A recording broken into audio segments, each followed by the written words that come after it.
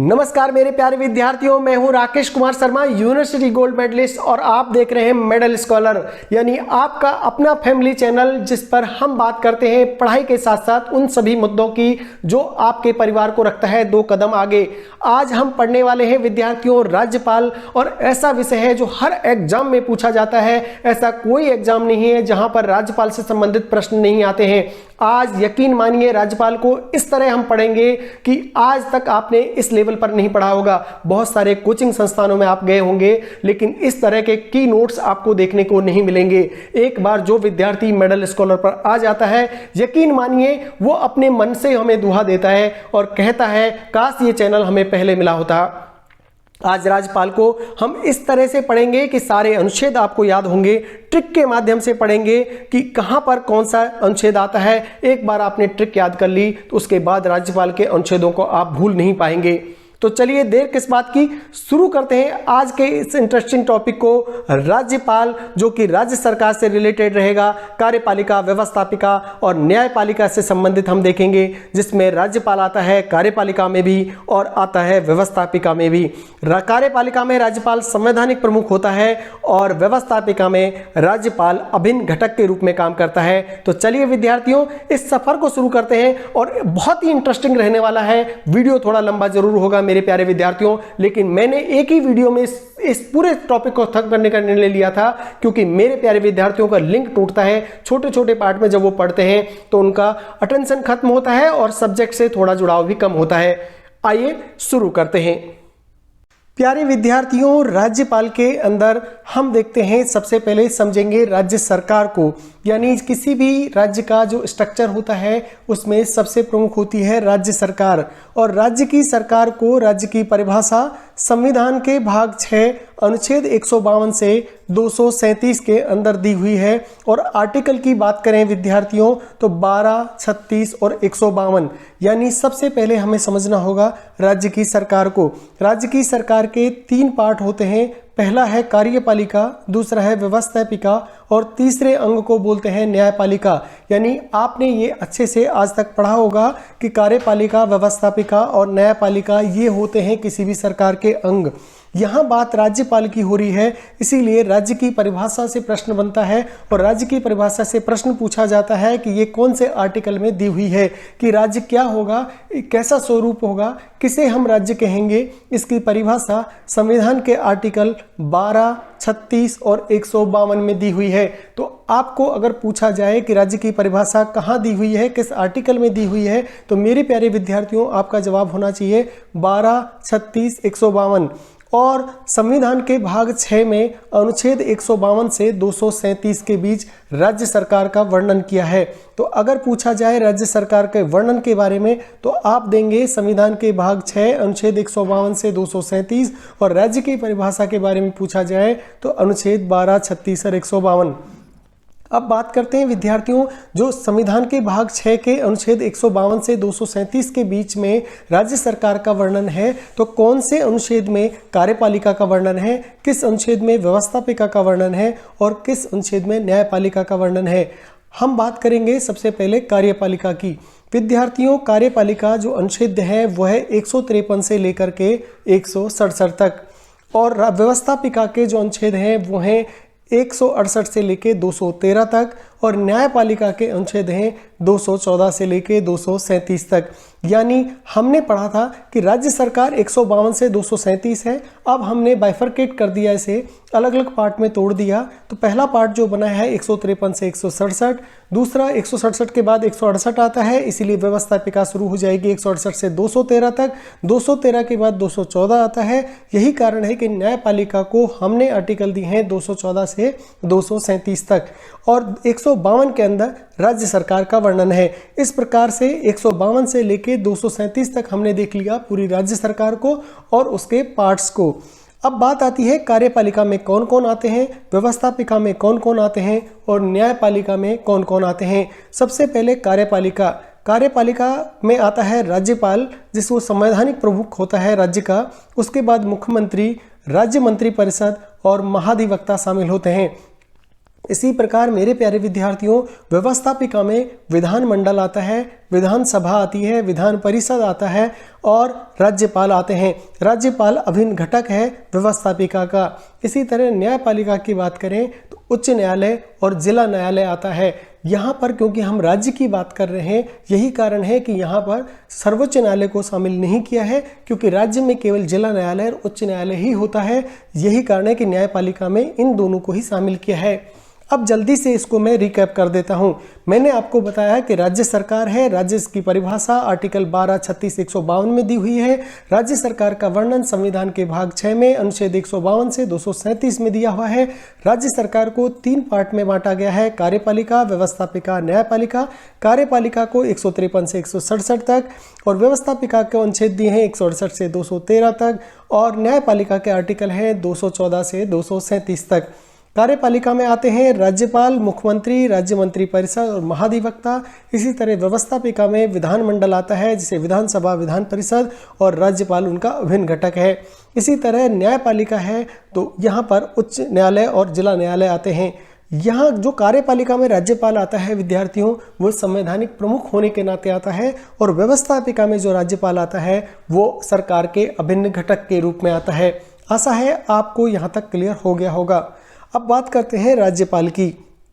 संविधान के भाग 6 अनुच्छेद 153 से लेके 162 तक ये राज्यपाल का वर्णन किया गया है। यानी राज्यपाल का जो वर्णन है विद्यार्थियों, वो किया गया है संविधान के भाग 6 के अनुच्छेद 153 से 62 तक। आप याद कर लीजिए और हमें याद कराने की जिम्मेदारी हमारे ऊपर छोड़ दीजिए। आपको याद होगा, कंठस्थ होगा और आज के बाद आप राज्यपाल को भूलेंगे भी नहीं। दोहरी भूमिका निभाता है राज्यपाल।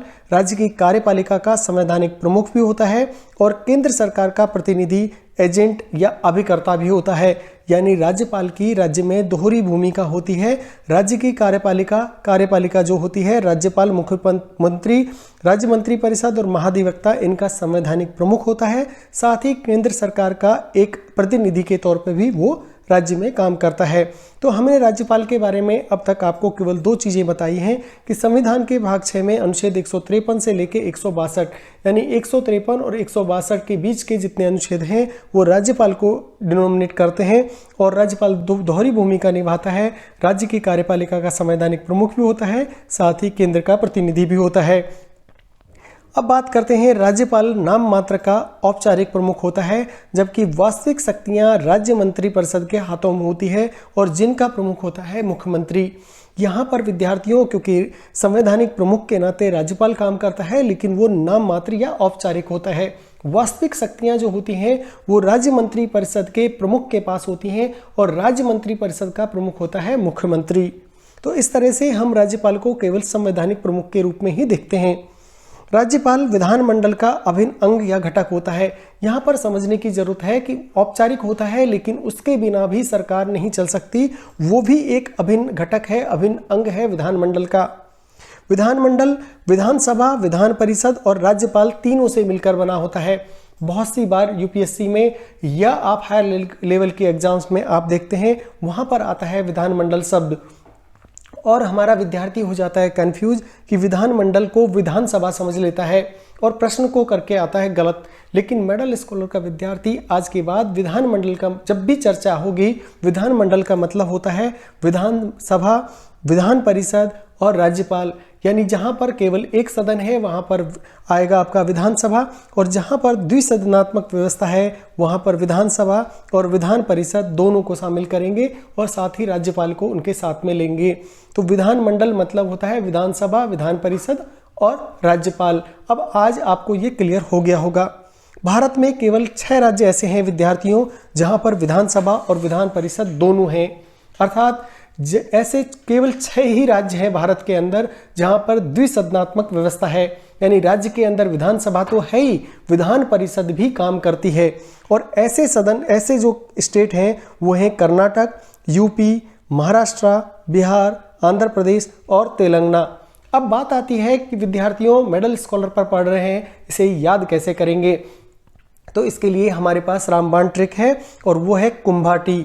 यानी कुंभा टी को आप याद कर लेंगे तो आपको याद हो जाएगा वो सदन, वो राज्य जिनके पास है द्विसदनात्मक व्यवस्था यानी द्विसदनात्मक विधानमंडल, जहां जहां भी हैं, आपको केवल याद रखनी है कुंभाटी। राजस्थान की कुंभाटी अगर आप जाके पिएंगे उन स्टेट्स में, आपको याद हो जाएगा कि ऐसे स्टेट हैं जहां पर है द्विसदनात्मक व्यवस्था।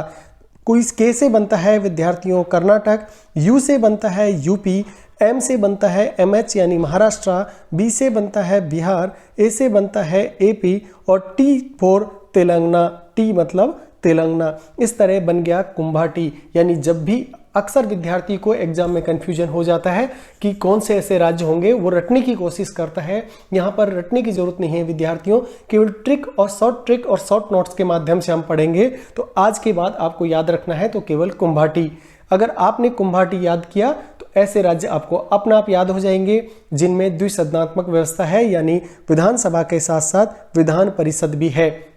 एक बार मैं फिर रिपीट करता हूं, K for Karnataka, U for UP, M for MH यानी Maharashtra, B for Bihar, A for AP, T for Telangana यानी कुंभाटी द्विसदन विधानमंडल।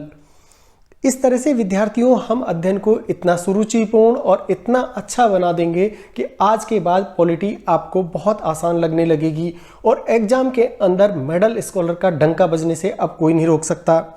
अब पढ़ेंगे विद्यार्थियों राज्यपाल के अनुच्छेदों को। हमने आपको बताया है कि राज्यपाल के अनुच्छेद होते हैं 153 से लेके 162 तक, जो इसकी भी हम आपको ट्रिक बना करके देंगे विद्यार्थियों कि ये याद कैसे होंगे, क्योंकि अक्सर इनमें आपको कन्फ्यूजन रहता है। एक एक अनुच्छेद को आप याद करने की कोशिश करते हैं लेकिन कोई ना कोई आपको स्लिप हो ही जाता है। आज के बाद स्लिप नहीं होगा। इसकी ट्रिक है मेरे प्यारे विद्यार्थियों, राकेश ने कहा मुझे राज्यपाल बना दो, पूछा क्यों, पावर आती है। हमने कहा एक शर्त है, एक मतलब AKA, शपथ लेते वक्त ये कहना पड़ेगा मैं अपने कर्तव्यों का पालन सेम मुख्यमंत्री की तरह करूंगा। बस आपको लगा होगा कि ये बहुत लंबी ट्रिक है, लेकिन एक बार जब आप बोलेंगे तो बिल्कुल याद हो जाएगी और बिल्कुल सटीक बैठती है अनुच्छेद 153 से लेके 162 तक। यानी आप अपना नाम भी ले सकते हैं। राकेश ने कहा मुझे राज्यपाल बना दो, हमने पूछा क्यों, उसने कहा पावर आती है। हमने कहा एक शर्त है, शपथ लेते वक्त कहना पड़ेगा कि मैं अपने कर्तव्यों का पालन मुख्यमंत्री की तरह करूंगा। बस इतना सा आपको याद रखना है और सारे के सारे राज्यपाल के अनुच्छेद आपको ट्रिक पे हो जाएंगे। मैं फिर से ट्रिक को बताता हूं। राकेश ने कहा मुझे राज्यपाल बना दो, पूछा क्यों, पावर आती है। हमने कहा एक शर्त है, शपथ लेते वक्त कहना पड़ेगा मैं अपने कर्तव्यों का पालन सेम मुख्यमंत्री की तरह करूंगा। अब यहां पर विद्यार्थी आपको याद रखना है, पहला जो वर्ड आता है, राकेश ने कहा मुझे राज्यपाल बना दो। राज्यपाल की ट्रिक हम याद कर रहे हैं, इसलिए पहला शब्द राज्यपाल हाईलाइट हो गया। और दूसरा आता है पूछा क्यों, तो उसने कहा पावर आती है, तो दूसरा शब्द आ गया हमारा पावर। और तीसरा हमने कहा एक शर्त है, एक को यहाँ पर AKA से डिनोमिनेट करना है, एक मतलब AKA, एक शर्त है। फिर हम दूसरा शब्द आता है शपथ, सो शपथ को ले लेना है। उसके बाद विद्यार्थियों लेते वक्त कहना पड़ेगा मैं अपने कर्तव्यों का पालन, तो यहाँ पर कर्तव्यों का पालन आपको हाईलाइट कर लेना है। और फिर है सेम, SEM, यहाँ पर लेंगे हम सेम को SEM। और फिर है मुख्यमंत्री, बस अपना काम हो जाएगा। तो इंपॉर्टेंट वर्ड कौन कौन से हुए इस ट्रिक में, राज्यपाल, पावर, एक मतलब AKA, फिर शपथ, फिर कर्तव्यों का पालन, फिर सेम मतलब SEM और मुख्यमंत्री की तरह करूंगा। आप डायरेक्ट भी याद कर सकते हैं, बट पहली बार में आपको ट्रिक के साथ याद करेंगे तो थोड़ा सा ऐसा लगेगा कि कैसे याद करेंगे, लेकिन एक दो बार आप इसे दोहराएंगे तो आपको इससे आसान कुछ भी नहीं होगा। यानी आप अपना नाम ले सकते हैं, कोई भी विद्यार्थी नाम लेके कह सकता है कि उसने कहा मुझे राज्यपाल बना दो, पूछा क्यों, पावर आती है। हमने कहा एक शर्त है कि शपथ लेते वक्त कहना पड़ेगा कि मैं अपने कर्तव्यों का पालन से मुख्यमंत्री की तरह करूंगा। आपको कोई भी याद करने की जरूरत नहीं है, कुछ भी नहीं है, बस अपने आप एक के बाद एक सेंटेंस आएगा कि राकेश ने कहा कि मुझे राज्यपाल बना दो, पूछा क्यों, पावर आती है। एक हमने कहा एक शर्त है, शपथ लेते वक्त कहना पड़ेगा कि मैं अपने कर्तव्यों का पालन से मुख्यमंत्री की तरह करूंगा। अब देखते हैं इसको विस्तार से। विद्यार्थियों स्क्रीन पर आप देख रहे होंगे मैंने उन शब्दों को दोबारा से लिखा है। राज्यपाल यानी राज्यपाल का पद, पावर वर्ड लिखा है, AKA एक शर्त को AKA लिखा है, शर्त लिखा है, शपथ लिखा है, कर्तव्यों का पालन लिखा है, साथ ही सेम की जगह SEM लिखा है और फिर लिखा है मैंने मुख्यमंत्री। बस यही तो जादू है मेडल स्कॉलर का जो हर चीज़ को छान करके विद्यार्थियों को देता है सीधा उनको ग्रहण करने के लिए। तो पहला आर्टिकल हमारा आता है 153, तो राज्यपाल का पद आ जाएगा 153 में। फिर दूसरा हमारा आर्टिकल है 153 के बाद 154, तो पावर जो शब्द आया है हमारा ट्रिक में वो डिनोमिनेट करेगा पावर यानी शक्तियों को राज्यपाल की। फिर ए मतलब एक शर्त हमने बोला था, तो ए का मतलब है ए फॉर अपॉइंटमेंट, के फॉर कार्यकाल और ए फॉर एबिलिटी, यानी ए फॉर अपॉइंटमेंट, के फॉर कार्यकाल और ए फॉर एबिलिटी। तो 155, 156 और 157 आपको डिनोमिनेट हो जाएंगे एक में। और फिर हमने बताया था शर्त डिनोमिनेट करेगा 158 को। स्क्रीन पे आप देख रहे हैं मैंने बिल्कुल भी एरो मार्क करके आपको मार्क कर दिया है। तो 158 को डिनोमिनेट करेगा शर्त, और इसी प्रकार से शपथ आता है तो 159 करेगा शपथ को, और कर्तव्यों का पालन आता है 160 में। और सेम के अंदर SEM, same, S for sorry, E for extent और M फॉर मंत्री परिषद, यानी सॉरी जो आता है वो 161 के अंदर, एक्सटेंट आएगा 162 के अंदर, और M यानी मंत्री परिषद आएगा 163 के अंदर। और इसी तरह से विद्यार्थियों लास्ट वर्ड है हमारा मुख्यमंत्री, वो आएगा 164 के अंदर। तो देखा विद्यार्थियों हमने किस ट्रिक के माध्यम से एकदम से आपको सारे आर्टिकल याद करा दिए, और ऐसे आर्टिकल याद हो जाएंगे कि अब आपको भूलेंगे नहीं, क्योंकि हमने आपको कहा है कि आप अपना नाम लेकर के भी कह सकते हैं। जैसे एग्जाम्पल के तौर पे मैं अपना नाम लेकर कहता हूँ कि राकेश ने कहा मुझे राज्यपाल बना दो, पूछा क्यों, पावर आती है, हमने कहा एक यानी ए शर्त है, और शपथ लेते वक्त कहना पड़ेगा मैं अपने कर्तव्यों का पालन सेम यानी SEM मुख्यमंत्री की तरह करूंगा। बस कुछ नहीं किया, इस ट्रिक में हमने आर्टिकल्स को क्रमबद्ध तरीके से लगा दिया और हमारा काम बन गया। पहला शब्द आता है राज्यपाल बना दो, राज्यपाल का 153। हमने पूछा क्यों, उन्होंने कहा पावर आती है, तो पावर पे लगा दिया 154। फिर हमने कहा एक बना देंगे लेकिन एक शर्त है, ए से बन गया ए पे बन गया अपॉइंटमेंट, के पे बन गया अपना कार्यकाल, और ए पे बन गया एबिलिटी, यानी 155, 156 और 157 का काम हो गया। अब फिर आता है एक शर्त है, शर्त को 158 दे दिया। और फिर इस तरह से विद्यार्थियों ए मतलब ए फॉर अपॉइंटमेंट, के फॉर कार्यकाल और ए फॉर एबिलिटी। इसी तरह से सेम में SEM होता है, S for sorry, E for extent और M फॉर मंत्री परिषद। सॉरी में क्षमादान की गारंटी आता है, E एक्सटेंट मतलब कर्तव्यों का विस्तार होता है, और M फॉर मंत्री परिषद। तो इस तरह से मैंने पूरा चार्ट बनाकर स्क्रीन पर आपको दे दिया है। आशा है अब आपको ये अनुच्छेद बिल्कुल परेशान नहीं करेंगे, और इसके बाद आपको और कहीं राज्यपाल पढ़ने की आवश्यकता भी नहीं होगी। अब विद्यार्थियों हम एक एक अनुच्छेद को लेंगे और पूरे विस्तार से उनका अध्ययन करेंगे। अभी हमने शॉर्ट ट्रिक के माध्यम से देखा कि इन अनुच्छेदों को कैसे याद करना है। हमने एक ही ट्रिक बनाई, और वो ट्रिक थी कि राकेश ने कहा मुझे राज्यपाल बना दो, पूछा क्यों, पावर आती है, हमने कहा एक शर्त है, एक मतलब ए, शपथ लेते वक्त कहना पड़ेगा कि मैं अपने कर्तव्यों का पालन सेम यानी SEM मुख्यमंत्री की तरह करूंगा। बस हमारे सारे के सारे आर्टिकल याद हो गए, और इसी तरह से एक दो बार आप प्रैक्टिस करेंगे तो आपको ये आर्टिकल तामुर नहीं भूलेंगे। अब देंगे विद्यार्थियों अनुच्छेद 153 को, राज्यपाल का पद। मूल संविधान में यह प्रावधान था कि प्रत्येक राज्य में एक राज्यपाल होगा, यानी जब मूल संविधान हमारा लिखा गया था उस समय ये प्रावधान था। अनुच्छेद 153 में ये लिखा हुआ है कि मूल संविधान में लिखा हुआ है कि प्रत्येक राज्य में एक राज्यपाल होगा। लेकिन बाद में बहुत सारी दिक्कतें होने लगी, क्योंकि अलग अलग राज्यपाल बदले जाने लगे, बहुत सारी प्रॉब्लम्स होने लगी, हैंडिंग टेकिंग और प्रॉब्लम होने लगी। तो 7वां संशोधन लाया गया 1956 में, और 7वें संशोधन 1956 के द्वारा ये प्रावधान किया गया कि एक व्यक्ति को 2 या 2 से अधिक राज्यों का राज्यपाल बनाया जा सकता है।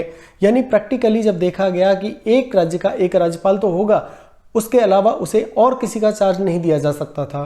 तो इसी समस्या को दूर करने के लिए 1956 में संविधान में किया गया 7वां संशोधन, और 7वें संशोधन के द्वारा ये शर्त शामिल की गई कि अब एक व्यक्ति को 2 या 2 से अधिक राज्यों का राज्यपाल बनाया जा सकता है, और इसका आर्टिकल है आर्टिकल 153। इसके अलावा इस 7वें संशोधन के द्वारा निम्न प्रावधान और किए गए।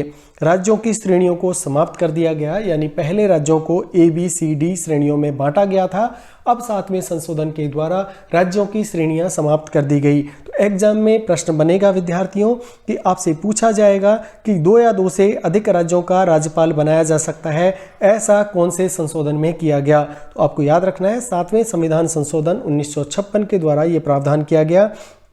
पहले राज्यों की श्रेणियां हुआ करती थी, उन्हें किस संशोधन के द्वारा समाप्त किया गया। तो आपको जवाब देना है 7वें संविधान संशोधन 1956 के द्वारा। इसी तरह इसी संशोधन के द्वारा लोकसभा की सीटें 500 से बढ़ाकर 525 कर दी गई। विद्यार्थियों, बहुत इंपॉर्टेंट क्वेश्चन है, आरपीएससी के आने वाली एग्जाम्स में या किसी भी यूजीसी नेट के एग्जाम में आपको देखने को मिल सकता है। होगा ये विद्यार्थियों, अभी लोकसभा की सीटें बढ़ाने की चर्चा चल रही है और जब भी कोई कॉन्टेस्ट चलता है उससे जुड़े हुए इतिहास के प्रश्न हमेशा पूछे जाते हैं। जब भी कोई प्रश्न आता है तो वो करंट से रिलेटेड जरूर होता है, यानी करंट में इतिहास का प्रश्न होगा, लेकिन करंट में अगर उसकी चर्चा चल रही है तो उसके आने की प्रोबेबिलिटी बहुत ज़्यादा हो जाती है, क्योंकि अभी लोकसभा की सीटों की संख्या बढ़ाने की चर्चा हो रही है, तो ऑलरेडी उस पर काम चल रहा है। तो इसलिए पूछा जा सकता है कि किस संविधान संशोधन के द्वारा लोकसभा की सीटें 500 से बढ़ाकर 525 कर दी गई। तो आपको याद रखना है 7वें संविधान संशोधन 1956 के द्वारा। इसी तरह से विद्यार्थियों, एक और संशोधन किया गया, राज्य प्रमुख संस्था को समाप्त कर दिया गया और राज प्रमुख का नाम बदलकर राज्यपाल कर दिया गया। होता ये था विद्यार्थियों कि जब हम स्वतंत्र हुए थे तो जो भी राजा महाराजा थे उनको सेटिस्फाई करने के लिए राज प्रमुख एक संस्था बनाई गई और उसमें राज प्रमुख का पद दिया गया। राज्य प्रमुख के पद को अब 7वें संशोधन के द्वारा 1956 में समाप्त किया गया और राज्यपाल का पद क्रिएट किया गया। 1956 से पूर्व राज्यपाल को ही राज प्रमुख कहते थे। याद रखिएगा, बहुत इंपॉर्टेंट फैक्ट है, 1956 से पूर्व राज्यपाल को ही राज प्रमुख कहते थे। तो इस संविधान संशोधन के द्वारा 3 चीजें बदली गई। एक तो राज्य की श्रेणियों को समाप्त किया गया, संविधान संशोधन के द्वारा 500 से 525 सीटें की लोकसभा की, और राज प्रमुख संस्था को समाप्त कर दिया गया और राज प्रमुख का नाम बदलकर कर दिया गया राज्यपाल। अब कुछ इंपॉर्टेंट फैक्ट्स हैं जो आपको आने चाहिए और ये अनुच्छेद 153 पे बनते हैं, इसीलिए मैंने उनको इसी अनुच्छेद 153 के साथ रेड इंक में आपसे लिखा है, जिससे कि आप उन्हें यहीं पर याद करते हुए चलेंगे। पहला जो पॉइंट बनता है वो मैंने आपको बताया कि 1956 से पूर्व राज्यपाल को राज प्रमुख कहते थे। राजस्थान के प्रथम राज प्रमुख कौन थे? वो थे सवाई मानसिंह द्वितीय। यानी राजस्थान के कॉन्टेस्ट में अगर आपसे प्रश्न पूछा जाए, जो विद्यार्थी आरपीएससी की तैयारी कर रहे हैं उनके लिए इंपॉर्टेंट फैक्ट बनता है कि राजस्थान के प्रमुख राज प्रमुख थे सवाई मानसिंह द्वितीय। 30 मार्च 1949 को इनको बनाया गया था। सवाई मानसिंह द्वितीय प्रथम राज प्रमुख हैं, 30 मार्च 1949। ये दोनों डेट भी याद रखनी है और नाम भी याद रखना है। राजस्थान के प्रथम राज्यपाल बने हैं गुरमुख निहाल सिंह। क्योंकि हम यहाँ राज्यपाल का पद एक अनुच्छेद 153 में पढ़ रहे हैं, तो अब पहला प्रश्न बनता ही है कि राजस्थान के प्रथम राज्यपाल कौन थे? तो गुरमुख निहाल सिंह राजस्थान के प्रथम राज्यपाल थे। राजस्थान के वर्तमान राज्यपाल भी आपसे पूछे जा सकते हैं। पुलिस की या लोअर ग्रेड के आप एग्जाम अगर दे रहे हैं तो वहां पर आपको ये प्रश्न बनता ही बनता है कि राजस्थान के वर्तमान राज्यपाल कौन है? कलराज मिश्र हैं। साथ ही अगर एग्जामिनर को थोड़ा भी घुमाना होगा तो पूछ लेगा आपसे डेट, तो आपको याद रखना है 9 सितंबर 2019 से उन्होंने अपना पद कार्यभार ग्रहण किया था। प्रथम राज्यपाल के राजपत्र में नियुक्ति के आदेश जो हुए थे वो थे 25 अक्टूबर 1956 को। यानी याद रखिएगा, प्रथम जो राज्यपाल हैं जो गुरमुख निहाल सिंह हैं, उनकी राजपत्र में नियुक्ति के आदेश कब हुए हैं? 25 अक्टूबर 1956 को। 1956 में अमेंडमेंट आया, 7वां संशोधन, राज प्रमुख को खत्म करके राज्यपाल बनाया। राज्यपाल कौन बने राजस्थान के? गुरमुख निहाल सिंह। और ये इनका आदेश कब हुए? वो हुए 25 अक्टूबर 1956 को। लेकिन कार्यकाल शुरू हुआ 1 नवंबर 1956 से। यानी नियुक्ति के आदेश हो गए थे 25 अक्टूबर 1956 को, लेकिन इनका कार्यकाल जो शुरू हुआ है विद्यार्थियों वो हुआ है 1 नवंबर 1956 से। इसीलिए जहां भी आपको मतभेद आएंगे वहां से प्रश्न बनता ही बनता है। यहां से भी प्रश्न बनेगा। अगर आपसे पूछा जाए राज्यपाल के राजपत्र में नियुक्ति आदेश, तो लिखना है 25 अक्टूबर 1956। लेकिन अगर आपसे पूछा जाए कार्यकाल कब शुरू हुआ, तो आपको लिखना है 1 नवंबर 1956 से। आशा है विद्यार्थियों आपको अनुच्छेद 153 अब परेशान नहीं करेगा। मैं जल्दी से रिकैप करता हूं। अनुच्छेद 153 कहता है राज्यपाल का पद पहला है और मूल संविधान में प्रावधान था कि प्रत्येक राज्य में एक राज्यपाल होगा, लेकिन 7वें संविधान संशोधन के द्वारा यह प्रावधान किया गया कि 2 से अधिक राज्यों का राज्यपाल बनाया जा सकता है। इसके अलावा इसमें 3 और संशोधन किए गए, राज्यों की श्रेणी समाप्त की गई, लोकसभा की सीटें 500 से 525 कर दी गई, राज्य प्रमुख संस्था को समाप्त किया गया और राज्य प्रमुख का नाम बदलकर राज्यपाल कर दिया गया। 1956 से पूर्व राजस्थान के राज्यपाल को राज्य प्रमुख कहते थे। राजस्थान के प्रमुख राज्य प्रमुख जो पहले थे उनका था सवाई मानसिंह द्वितीय, ये बने 30 मार्च 1949 को। राजस्थान के प्रथम राज्यपाल गुरमुख निहाल सिंह, राजस्थान के वर्तमान राज्यपाल कलराज मिश्र 9 सितंबर 2019 से कार्यभार और प्रथम राज्यपाल के राजपत्र में नियुक्ति के आदेश हुए हैं 25 अक्टूबर 1956, कार्यकाल शुरू हुआ 1 नवंबर 1956। अब देखते हैं विद्यार्थियों अनुच्छेद 154 को, और आपको पता ही है दूसरा हमारा आता है पावर यानी शक्ति, और डिनोमिनेट करता है राज्यपाल की शक्तियों को। अनुच्छेद 154 के अंदर राज्यपाल की शक्तियां दी हुई हैं और राज्यपाल राज्य की कार्यपालिका का संवैधानिक प्रमुख होता है। बहुत इंपॉर्टेंट लाइन है। 3 अंग होते हैं किसी भी स्टेट के, कार्यपालिका, व्यवस्थापिका और न्यायपालिका। मैंने आपको शुरू में बताया था विद्यार्थियों कि कार्यपालिका का तो संवैधानिक प्रमुख होता है और व्यवस्थापिका का अभिन्न घटक होता है। तो ये 2 शब्दों में आप अंतर जरूर करिएगा कि राज्यपाल जो है कार्यपालिका का संवैधानिक प्रमुख और व्यवस्थापिका का है अभिन्न घटक। तो अभिन्न घटक है व्यवस्थापिका का और कार्यपालिका का संवैधानिक प्रमुख होता है। तो इस तरह से आपको याद रखना है, जहां भी पावर की बात आएगी तो संवैधानिक प्रमुख होता है, ये आपको मेंशन करना ही होगा। राजनीतिक प्रमुख है मुख्यमंत्री, संवैधानिक प्रमुख है राज्यपाल। यानी बात आती है संवैधानिक प्रमुख अगर राज्यपाल हो गया तो राजनीतिक प्रमुख कौन होगा, तो राजनीतिक प्रमुख होगा विद्यार्थियों मुख्यमंत्री, और प्रशासनिक प्रमुख होता है मुख्य सचिव।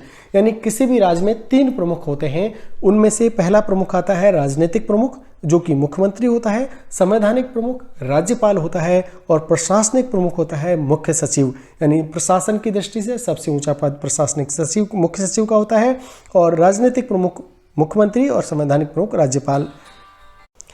चूंकि हम बात कर रहे हैं राज्यपाल की शक्तियों की, तो राज्यपाल अपनी शक्तियों का प्रयोग स्वयं या अधीनस्थ अधिकारियों जिनमें आते हैं मुख्यमंत्री, राज्य मंत्रिपरिषद के माध्यम से करता है।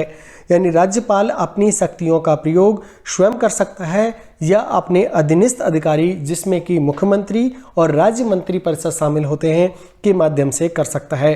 तो ये बात हुई राज्यपाल की शक्तियों की, जिनमें हमने आपको बताया कि कार्यपालिका संवैधानिक प्रमुख और राजनीतिक प्रमुख बताया मुख्यमंत्री को, संवैधानिक प्रमुख बताया राज्यपाल को और प्रशासनिक प्रमुख बताया मुख्य सचिव को।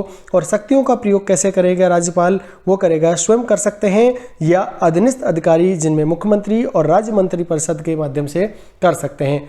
अब हम देखते हैं राज्यपाल की कौन कौन सी ऐसी शक्तियां हैं, उनको देखते हैं विस्तार से। प्यारे विद्यार्थियों, राज्यपाल की शक्तियों में आती है विधायी शक्ति, न्यायिक शक्ति, कार्यपालिका शक्ति, वित्तीय शक्ति और संवैधानिक स्वविवेक की शक्ति।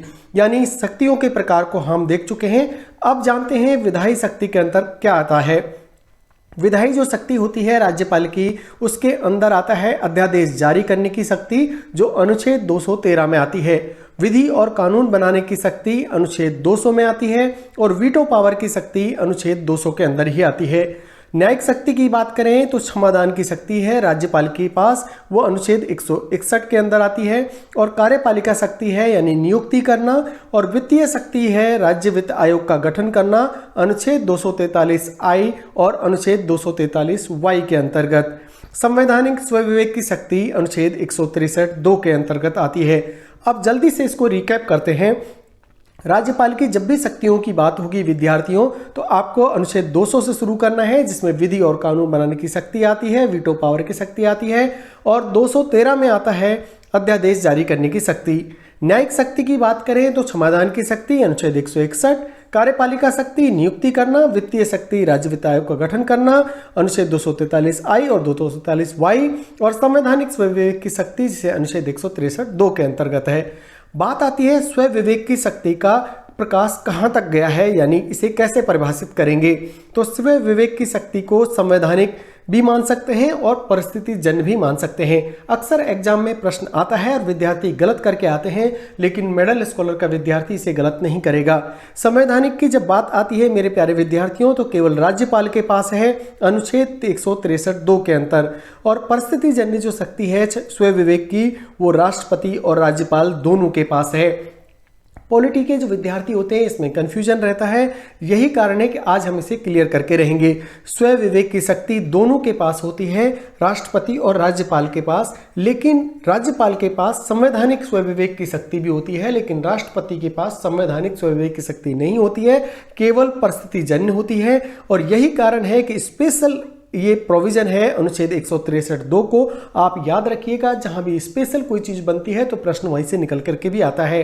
तो केवल राज्यपाल के पास, ऐसा पूछा जाए कि केवल राज्यपाल के पास कौन सी शक्ति है जो राष्ट्रपति के पास नहीं है, तो आप बताएंगे स्वयं विवेक की संवैधानिक शक्ति।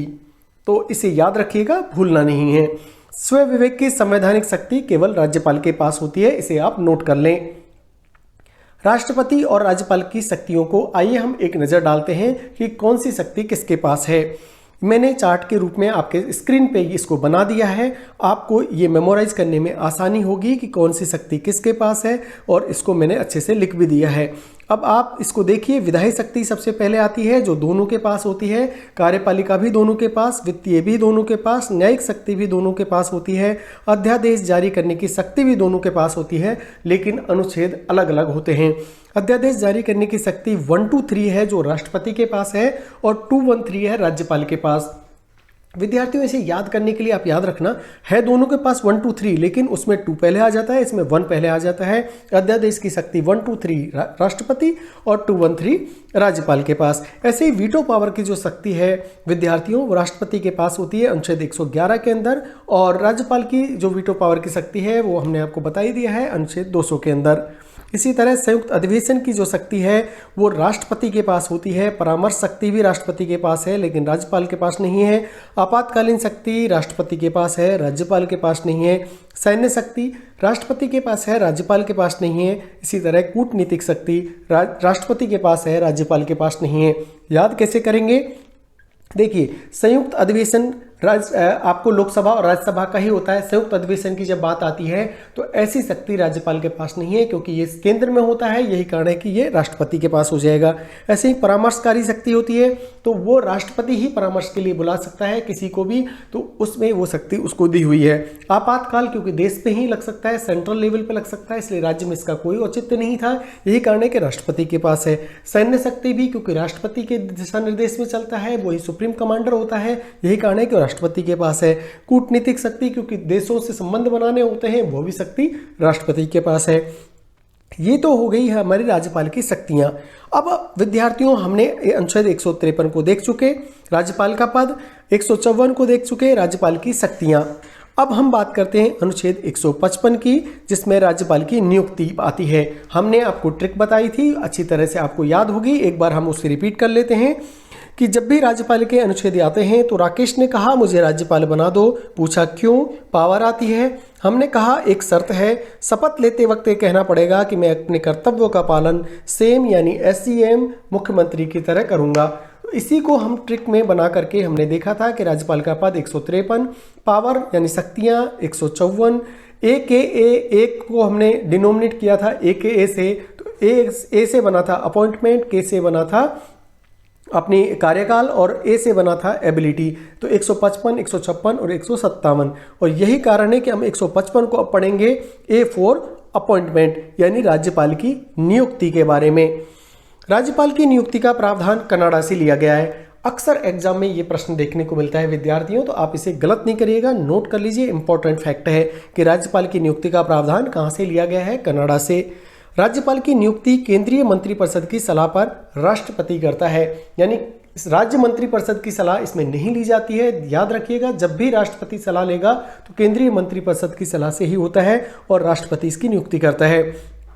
राज्यपाल की नियुक्ति से संबंधित 3 समितियां गठित की गई थी। पहला था राजमन्नार समिति। जब ये पद बना था विद्यार्थियों, उस समय की बात हो रही है कि राज्यपाल की नियुक्ति से संबंधित जब ये पद बनाया गया राज प्रमुख को खत्म करके, और 1956 से पूर्व राज्यपाल को राज प्रमुख कहते थे, ये हमने देख लिया था। और ये भी देख लिया था कि राजस्थान के प्रथम जो राज प्रमुख थे वो सवाई मानसिंह द्वितीय थे 30 मार्च 1949 को, और राजस्थान के प्रथम राज्यपाल गुरमुख निहाल सिंह। तो उस समय ये 3 समितियां सेंट्रल लेवल पर बनी थी। राजमन्नार समिति 1969 में, सरकारिया आयोग ये 1983 में, और पुंछी आयोग 2007 में। ये तीनों केंद्र राज्य संबंधों पर राज्यपाल की नियुक्ति से संबंधित हैं। बहुत बार प्रश्न आता है, निम्न में से कौन सी ऐसी समिति है जो केंद्र राज्य संबंधों और राज्यपाल की नियुक्ति से संबंधित है। विद्यार्थियों, आपको इनको याद करना है, जिनमें राजमन्नार समिति, सरकारिया आयोग और पुंछी आयोग। राजमन्नार समिति सबसे पहले बनी थी 1969 में, सरकारिया आयोग उसके बाद बना 1983 में, और पुंछी आयोग 2007 में बनाया गया। अब एक एक समिति के बारे में हम देख लेते हैं कि राजमन्नार समिति क्या थी। राजमन्नार समिति गठन हुआ 1969 में, तमिलनाडु सरकार ने गठित की थी, यानी ये तमिलनाडु स्टेट में गठित हुई थी, और रिपोर्ट आई थी 1971 में। अध्यक्ष थे वीपी राजमन्नार, यही कारण है कि राजमन्नार समिति बोलते हैं। इसके सदस्य थे पीसी चंद्रा रेड्डी, लक्ष्मण स्वामी मुदलियार, यानी मुदलियार और रेड्डी इसके सदस्य थे राजमन्नार समिति के। और 1969 में हुई रिपोर्ट आई 1971 में, और तमिलनाडु की सरकार ने इसे दिया था। विद्यार्थियों, बात करते हैं सरकारिया आयोग की, तो सिफारिशें इसने बहुत सारी दी थी, जो कि बहुत इंपॉर्टेंट समिति है। गठन हुआ 1983 में, भारत सरकार द्वारा ये गठित की गई थी, और रिपोर्ट आई 1987 में। रिपोर्ट का प्रकाशन हुआ जनवरी 1988 में, और अध्यक्ष थे रणजीत सिंह सरकारिया। यही कारण है कि इसको सरकारिया आयोग कहते हैं। सदस्य थे एसआर सेन और बी शिवरमन। मुख्य सिफारिश जो थी इसकी वो थी अंतर्राज्यीय परिषद का गठन। और इसकी सिफारिशें कौन कौन सी थी देख लेते हैं। राज्यपाल सक्रिय राजनीति से होना चाहिए, नियुक्ति में मुख्यमंत्री से परामर्श होना चाहिए, और उस राज्य का निवासी नहीं होना चाहिए, राज्यपाल का कार्यकाल निश्चित होना चाहिए। ये सब सिफारिशें दी थी सरकारिया आयोग ने। और इसमें मुख्य सिफारिश के अंतर्गत उन्होंने बताया था कि संवैधानिक निकाय होना चाहिए, अनुच्छेद 263, गठन 1990 में, और गठन राष्ट्रपति करता है, अध्यक्ष प्रधानमंत्री होते हैं, और सदस्य सभी राज्यों के मुख्यमंत्री। यानी अंतर्राज्यीय परिषद जो थी उसकी गठन के रिगार्डिंग इन्होंने बोला था कि अंतर्राज्यीय परिषद का गठन होना चाहिए, और वो संवैधानिक निकाय होनी चाहिए। अनुच्छेद 263 के अंतर्गत ये गठन हुआ। गठन हुआ 1990 में। गठन राष्ट्रपति करता है, अध्यक्ष प्रधानमंत्री होते हैं, और सभी राज्यों के मुख्यमंत्री इसके सदस्य होते हैं। इसकी मुख्य सिफारिश थी अंतर्राज्यीय परिषद का गठन। बात करें पुंछी आयोग की, तो इसका गठन हुआ 2007 में, और पुंछी आयोग भारत सरकार द्वारा बनाया गया। रिपोर्ट 2010 में आई। अध्यक्ष बने मनमोहन पुंछी। सदस्य थे विनोद कुमार, धीरेन्द्र सिंह और एसआर माधव मेनन। ये थे पुंछी आयोग, सरकारिया आयोग, तथा हमने देखा था राजमन्नार समिति को। तो राज्यपाल की नियुक्ति से संबंधित हमने फैक्ट देख लिए। जल्दी से रिकैप करते हैं विद्यार्थियों। मैंने बताया कि ये पद कनाडा से लिया गया है। राज्यपाल की नियुक्ति केंद्रीय मंत्रिपरिषद की सलाह पर राष्ट्रपति करता है। 3 आयोग बनाए गए थे राज्यपाल का पद बनने से पहले, राजमन्नार समिति, सरकारिया आयोग और पुंछी आयोग। तीनों ने अपनी रिपोर्टें सबमिट की, जिसमें राजमन्नार समिति तमिलनाडु सरकार द्वारा गठित हुई थी, सरकारिया तथा पुंछी आयोग ये थे भारत सरकार के। तो दोनों भारत सरकार ने गठित हुए थे, और सरकारिया की मुख्य रिपोर्ट थी अंतर्राज्यीय परिषद का गठन, जिसमें सभी राज्यों के मुख्यमंत्री सदस्य होते हैं, प्रधानमंत्री अध्यक्ष होते हैं। और पुंछी आयोग का गठन हमने देख लिया 2007 में, रिपोर्ट दी 2010 में। अब बात करते हैं विद्यार्थियों अनुच्छेद 156 की। फिर से मैं ट्रिक आपको रिमाइंड कराऊंगा। उस ट्रिक के अंदर हमने एक बोला था ए, और उसी के अंदर के था कार्यकाल, यानी 156 है राज्यपाल का कार्यकाल यानी पदावधि। जब भी आप पदावधि पढ़ेंगे वो कार्यकाल को डिनोट करता है, तो आप इससे कंफ्यूज मत होइएगा। सामान्यतः 5 वर्ष इसका कार्यकाल होता है, लेकिन 5 वर्ष के बाद भी तब तक पद पर बना रहता है जब तक कि उसका नया उत्तराधिकारी नहीं आ जाता। राज्यपाल के केस में यही है विद्यार्थियों, 5 वर्ष निश्चित कार्यकाल है, लेकिन अपने पद पर तब तक बने रहते हैं जब तक कि उनका पदाधिकारी जो उनको चार्ज लेने वाले हैं, नए राज्यपाल हैं, वो नहीं आ जाते, तब तक वो अपने पद पर बने रहेंगे। इसके साथ ही पुनर्नियुक्ति भी की जा सकती है, यानी राज्यपाल ऐसा पद है, एक बार आप राज्यपाल किसी स्टेट के बन गए, आपको दोबारा भी उसी स्टेट का बनाया जा सकता है, किसी दूसरे स्टेट का राज्यपाल बनाया जा सकता है, तो इसमें आपको दोबारा से भी पुनर्नियुक्ति की जा सकती है। बात आती है त्यागपत्र की, यानी कार्यकाल से जुड़ा हुआ है। कार्यकाल के ड्यूरिंग अगर आपको त्यागपत्र देना है तो आप राष्ट्रपति को देते हैं। हटा कौन सकता है इनको? राष्ट्रपति ही हटा सकता है राज्यपाल को पद से, क्योंकि नियुक्ति राष्ट्रपति करता है। तो जो नियुक्ति करता है अक्सर उन्हीं के पावर पास होती है हटाने की। हटाने के कारणों का संविधान में उल्लेख नहीं है। विद्यार्थियों, बहुत इंपॉर्टेंट फैक्ट है कि इसके कोई कारण नहीं दिए गए हैं कि राज्यपाल को अगर राष्ट्रपति हटाता है तो इसकी वजह क्या थी। तो संविधान में इसका उल्लेख नहीं है। राज्यपाल राष्ट्रपति के प्रसाद पर्यंत पद धारण करता है, यानी राष्ट्रपति की जब तक इच्छा होती है तब तक राज्यपाल बने रहते हैं। जब राष्ट्रपति का मन किया तब हटा देते हैं। क्योंकि राष्ट्रपति उसे हटा सकता है, त्यागपत्र, नियुक्ति और स्थानांतरण भी कर सकता है। यानी त्यागपत्र भी दिला सकते हैं, नियुक्ति भी कर सकते हैं दोबारा, और स्थानांतरण भी कर सकते हैं, यानी आपको दूसरी स्टेट में भी भेज सकते हैं। राज्यपाल का पद रिक्त होने पर कार्यभार उच्च न्यायालय का मुख्य न्यायाधीश संभालता है। बहुत सारे एग्जाम्स में क्वेश्चन आता है कि राज्यपाल का पद रिक्त होने पर कार्यभार किसको दिया जाता है? तो उच्च न्यायालय यानी हाई कोर्ट का मेन जस्टिस जो होता है, मुख्य न्यायाधीश जो होता है, उसको दिया जाता है चार्ज। अब बात करते हैं अनुच्छेद 157 की, जिसमें राज्यपाल पद हेतु योग्यताएं आती हैं। हमने आपको बताया था A for appointment, K for कार्यकाल और A फॉर एबिलिटी। यानी बात आती है अब योग्यता की कि राज्यपाल पद हेतु कौन कौन सी योग्यताएं होती हैं। इसको एक योग्यताओं को अहिर्ताएं वर्ड यूज हुआ है। जब भी आप पॉलिटी की बुक पढ़ेंगे तो वहाँ पर अहिर्ताएं आता है। थोड़ा क्लिष्ट हिंदी है, यही कारण है कि मैंने योग्यता लिखा है जिसे विद्यार्थी आसानी से समझ सकें। वह भारत का नागरिक होना चाहिए, यानी मूल रूप से जन्म आवश्यक नहीं है। विद्यार्थियों ध्यान दीजिए, यहाँ पर भारत का नागरिक में लोग जोड़ लेते हैं कि उसका जन्म यहीं होना चाहिए। जन्म कहीं भी होना चाहिए, लेकिन मूल रूप से वो भारतीय नागरिक होना चाहिए। मतलब भारतीय नागरिक मूल रूप से जरूरी नहीं है, भारत का नागरिक होना चाहिए, चाहे उसका जन्म कहीं भी हुआ हो। तथा न्यूनतम आयु 35 वर्ष होनी चाहिए। राज्यपाल पद के लिए शैक्षणिक योग्यता और अधिकतम आयु का प्रावधान नहीं है, यानी शैक्षणिक योग्यता कुछ भी दी हुई नहीं है, ना ही अधिकतम आयु का प्रावधान है। मिनिमम आपकी एज 35 वर्ष होनी चाहिए, ऐसा संविधान में लिखा हुआ है। अब बात करते हैं विद्यार्थियों अनुच्छेद 158 यानी राज्यपाल पद की सेवा शर्तों से रिलेटेड। हमने आपको बताया था, ट्रिक एक बार फिर से रिवाइज करते हैं। राकेश ने कहा मुझे राज्यपाल बना दो, पूछा क्यों, पावर आती है। हमने कहा एक यानी एक शर्त है, शपथ लेते वक्त कहना पड़ेगा कि मैं अपने कर्तव्यों का पालन सेम मुख्यमंत्री की तरह करूंगा। तो इसी में एक वर्ड आया है जो हमने एक को देख लिया। अब आइए शर्त, यानी 158 के अंदर आती है राज्यपाल पद की सेवा शर्तें। विद्यार्थियों, बार बार ट्रिक को मैं इसलिए दोहरा रहा हूं जिससे आप याद कर पाएं। वह लाभ के पद पर नहीं होना चाहिए, पहली शर्त ये होती है। संसद या विधानमंडल का सदस्य भी नहीं होना चाहिए, दूसरी शर्त ये होती है। अब बात करें तो राज्यपाल की सेवा शर्तों में उसका वेतन भी आता है और उनका निर्धारण कौन करता है, आइए देखते हैं। अब बात करें तो राज्यपाल की सेवा शर्तों में उसका वेतन भी आता है और उनका निर्धारण कौन करता है, आइए देखते हैं। राज्यपाल के वेतन भत्तों का निर्धारण संसद करती है। बहुत सारे विद्यार्थी यहाँ पर गलत करके आते हैं, राष्ट्रपति लिख के आते हैं। विद्यार्थियों, राज्यपाल के वेतन भत्तों का निर्धारण संसद करती है, तो आपको याद रखना है वेतन होता है 3,50,000 प्रति माह जो टैक्स फ्री होता है। वेतन राज्य की संचित निधि से तथा पेंशन भारत सरकार की संचित निधि से दिया जाता है। याद रखिएगा, राज्यपाल के केस में स्पेशल है वेतन। जब तक वो पद पर रहेंगे तब तक वेतन राज्य की निधि, जिस स्टेट के वो राज्यपाल हैं वहाँ की निधि से दिया जाता है, संचित निधि से। जब वो वहाँ पद पर नहीं रहते हैं, पेंशनर हो जाते हैं, तब उनकी पेंशन भारत सरकार की संचित निधि से दी जाती है। बहुत इंपॉर्टेंट फैक्ट है, याद रखिएगा। जब कोई व्यक्ति 2 या 2 से अधिक राज्यों का राज्यपाल बनता है तो उसके वेतन भत्तों का निर्धारण राष्ट्रपति करता है।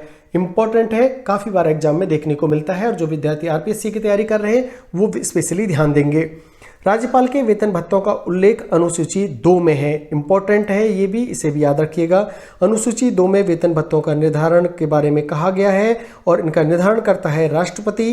वेतन मिलता है राज्य की संचित निधि से, पेंशन मिलती है भारत सरकार की संचित निधि से। वेतन 3,50,000 है और वेतन भत्तों का निर्धारण संसद करती है। राज्यपाल के वेतन भत्तों में अलाभकारी परिवर्तन नहीं किया जा सकता, यानी कोई भी ऐसी कटौती नहीं की जा सकती जो कि उनको लाभदायक नहीं हो, इसीलिए अलाभकारी संशोधन उसमें नहीं किया जा सकता, ऐसी शर्त उसमें लिखी हुई है। अब बात करते हैं विद्यार्थियों अनुच्छेद 159 की, जिसमें आती है राज्यपाल की शपथ। ट्रिक में हमने आपको बोला था कि एक शर्त है कि शपथ लेते वक्त कहना पड़ेगा, तो वही शपथ यहाँ पर आई है और शपथ है आपका अनुच्छेद 159 के अंदर। आइए देखते हैं राज्यपाल की शपथ से लेकर क्या कहा गया है। शपथ कौन दिलाता है? सबसे पहली बात आती है तो संबंधित राज्य का मुख्य न्यायाधीश या उच्च न्यायालय का मुख्य न्यायाधीश शपथ दिलाता है। या तो उस राज्य में अगर हाईकोर्ट है तो वहाँ का मुख्य न्यायाधीश दिलाएगा, या जो भी नियरेस्ट ज्यूरिडिक्शन में है तो वहाँ का मुख्य न्यायाधीश दिलाएगा। मुख्य न्यायाधीश की अनुपस्थिति में वरिष्ठतम न्यायाधीश दिलाता है, यानी मुख्य न्यायाधीश अवेलेबल नहीं है तो जो भी सीनियर मोस्ट न्यायाधीश होंगे वो भी शपथ दिलाते हैं।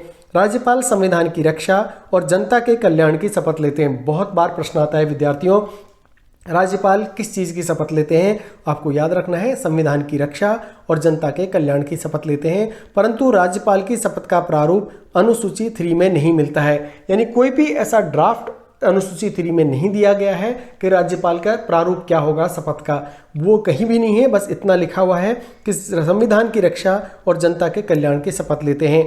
अब बात करते हैं विद्यार्थियों अनुच्छेद 160 की, जिसमें राज्यपाल के कर्तव्यों का पालन लिखा हुआ है।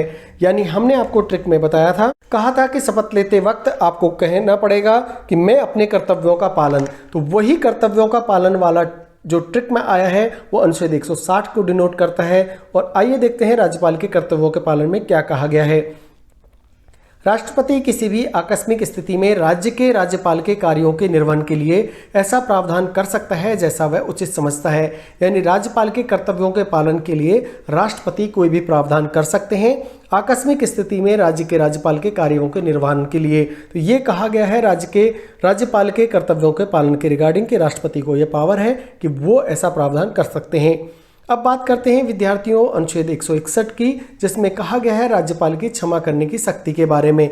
यानी ट्रिक के अंदर हमने बताया था आपको कि कर्तव्यों का पालन सेम मुख्यमंत्री की तरह करूंगा, उसी में हमने आपको बताया था सेम का हमने फुल फॉर्म बताया था SEM का मतलब होता है S for sorry, E for extent and M for मंत्रिपरिषद। यानी S सॉरी से आता है क्षमादान की गारंटी, और E से आता है कर्तव्यों का विस्तार एक्सटेंट, और M आता है मंत्रिपरिषद।